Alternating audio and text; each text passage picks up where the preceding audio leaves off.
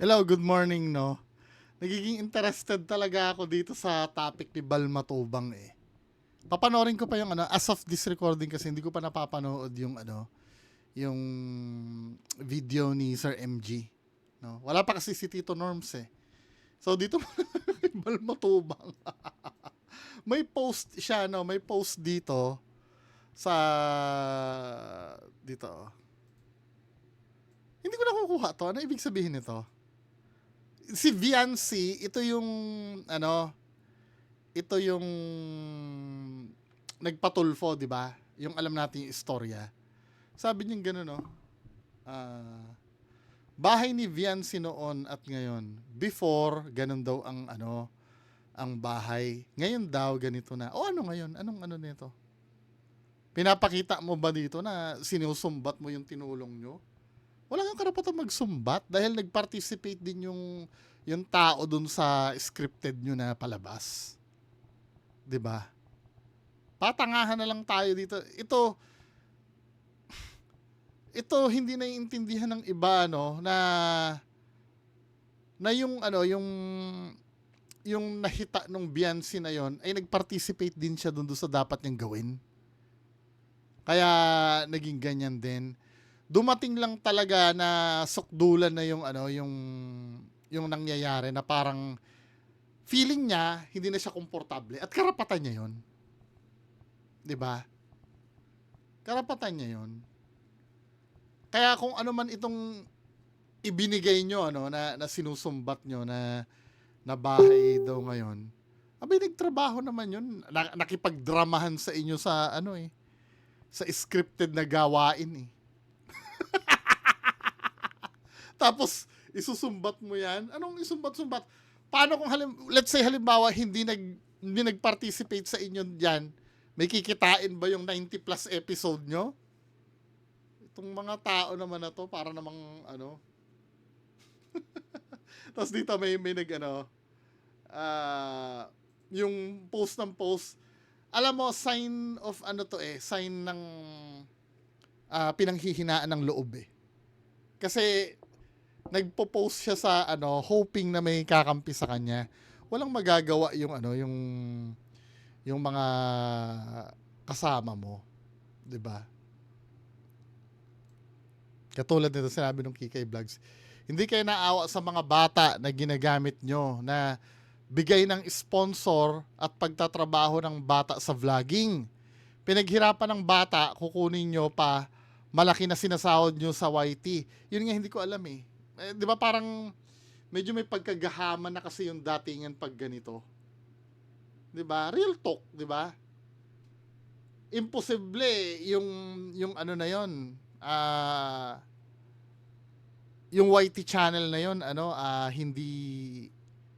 hindi kumikita. Tingnan nga natin yung sa Social Blade, no. Tingnan natin kinikita nung Kalinga Prab ba yon? Social Blade. Dapat diretso na nga pag may sponsor nga, diretso na dapat dun sa wala nang middleman eh. Dito sa Social Blade magkakaroon tayo ng idea eh kung magkano ang kinikita eh. Kalinga Prab. Doon daw pinapublish sa Kalinga Prab. Ito, dito sa Kalinga Prab, tingnan natin. 3.7 million subscribers. Dami ah. Ayan dito na tayo sa pinaka-minimum, no? Pinaka-minimum. Kasi hindi naman may tendency na 44,000 US dollars ang kinikita. Ang pinaka mababa ito. Dito na tayo sa pinaka mababa, no? Kung 2.8 thousand US dollars 'yan. Pero feeling ko above pa eh. 'Di ba? Sa gitna, let's say nasa 10,000 US dollars 'yan a month. Magkano ba ang 10,000 US dollars? USD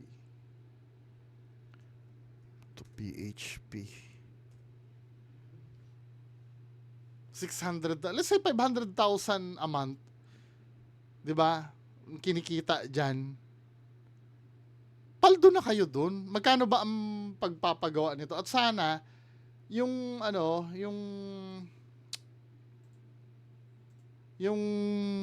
para sa mga bata, para sa mga bata na lang talaga. Paldo naman kayo sa YouTube eh. 'Di ba? Bigay ng sponsor at pagtatrabaho ng bata sa vlogging. Pinaghirapan ng bata, kukunin nyo pa, malaki ang sinasahod nyo sa YT. Mga wala kayong puso, ang alam nyo lang gawin, ang kumita at manggamit ng tao. Kaya nga ako umalis dyan dahil naaamoy na namin agad na ganyan pala kalakaran dyan, ilalab team, pero sa kanila ang kita, umaapaw na pera nyo.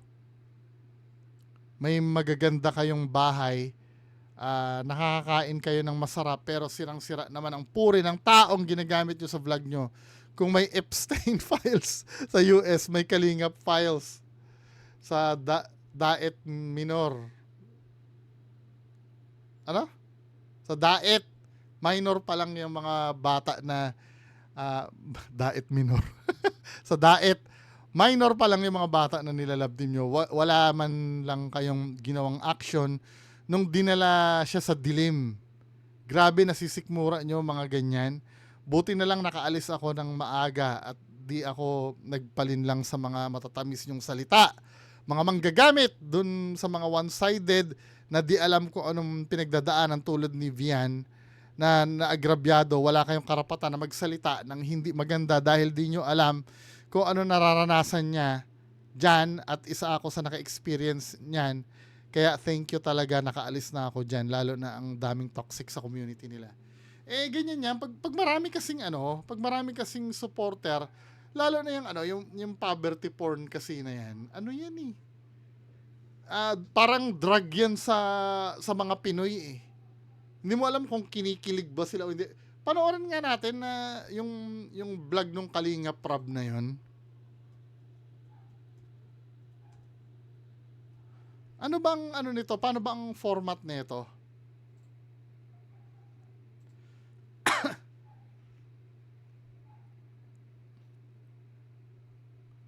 Paano ba ang format nito? Yung mga tulong-tulong, yun ba yun?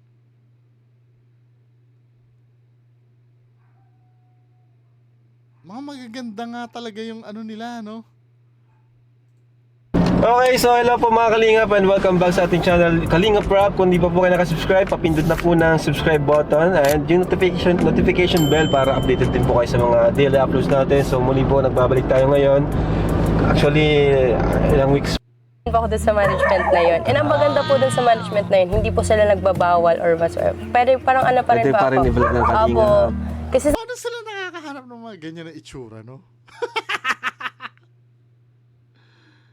sabi ko po, kahit ipaprioritize ko pa rin po if ever yung Kalingap. Kasi syempre po doon pa ako grabe nag-start. naman. Thank you, Opo. Queen. Nakakatuwa naman. Nakikita ko parang may mga training sila. Opo. Yun ang important, yun ang kailangan mo. Training, hindi yung puro sabak agad, di ba? Opo. So kailangan More on pagandaan. training Kasi ang mga po. nakapagsayo na agad kayo. Sila Opo. perform. Nagsaya nga pa yung Miss World. Pero yung maganda naman po nangyayari sa Miss World na meet ko Hanap ko yung kay Beyonce. Ito yung Kalingap Rob. Dinilit ba nila? Ito ba yung EDC na yun?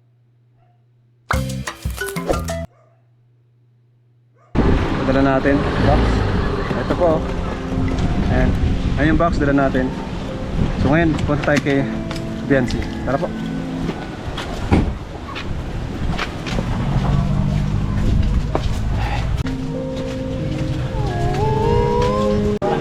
Ha?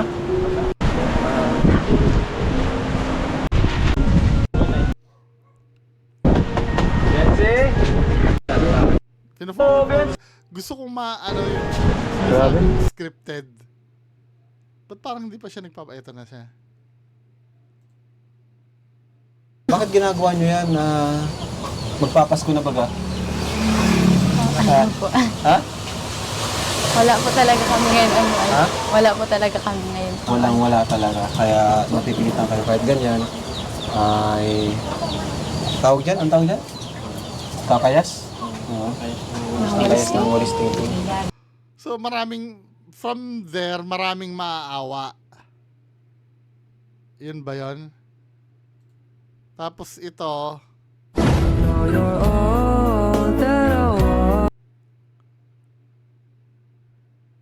ito ba yun? Wait lang ha, nalilito ako eh.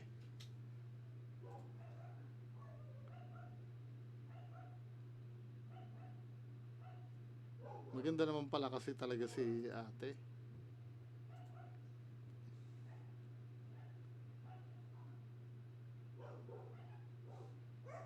Ang pagharap-harap daw part part 90. Ang daming part nga no, hindi pa binubura. Tingnan nga natin yung mga Maging sweet ka ng konti. Birthday ko ngayon, no? Ano? Maging sweet ka ng konti.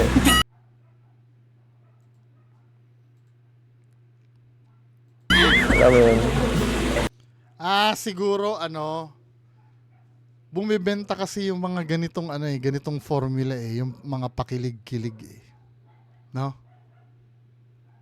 Maraming nadadala sa ganito eh. Pero just imagine, itong pinapanood nyo pala na ito ay scripted. Ilan ang views nito? 1.1 million, no? Just imagine. Parehas lang. Pagtapos naman yan sa Ate Jack. Pamira. Biro lang. Napangiti lang kita. Lungkot mo dyan eh. Kanina ka pa eh. Pinapag-alala mo ako eh. Huwag lang isipin. Ikaw dapat mag-enjoy ngayon kasi ang birthday mo. Birthday ko. Kaya nga ako pumunta kasi sabi mo.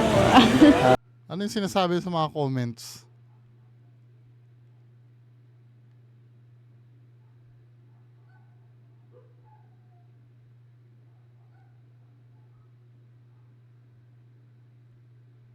Grabe ang hug ni Beyonce. Bilis daw sabi ni Eds. Happy birthday Kalingap Edo at Kalingap Ian. Nag-chat ka baga? Wala akong sinabi. Oo, meron. Sinungaling ka. Meron. O sige. Pero... galing na. Medyo... nangihinaan ako. Hindi ko parang hindi ako mag-i-enjoy sana eh. Hindi ka dumating eh. Buti na lang kasundo ka ni Doc. Buti na lang. Hindi pwede mawala ang wifi mo. Joke Ha? lang.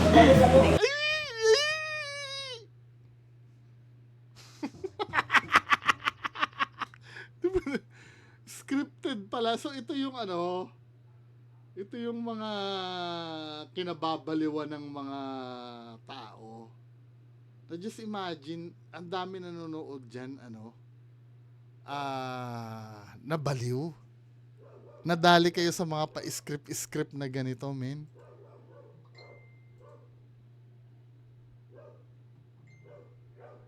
Tingnan nga natin. Uy, Yan, maging mabuti po kayong tatay sa magiging baby po. Yun lang po.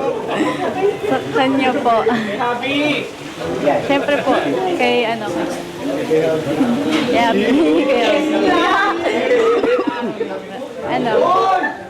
happy birthday.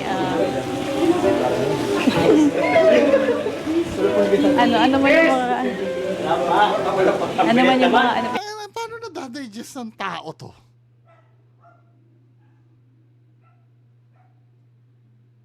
Naliligayahan kayo pag pinapanood? nagkadaan natin na. Kailangan na Parehas na kiss! Kiss tapos hug! Message pa muna, message. Ano yung mga pinagkadaan natin na Halatang hindi nga siya komportable sa ginagawa niya. Scripted talaga.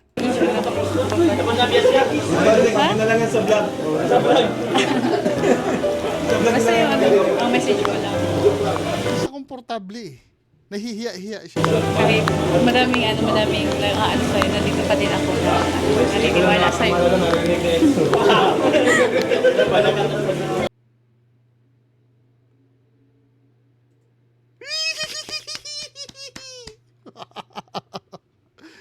Anyway, hanggang ngayon iniisip ko pa rin ano yung meron dito na nabaliw yung mga tao, no? Hindi, feeling nyo ba, yung dating ba na yan, makatotohanan para sa inyo? Yan. Scripted na scripted to, men eh.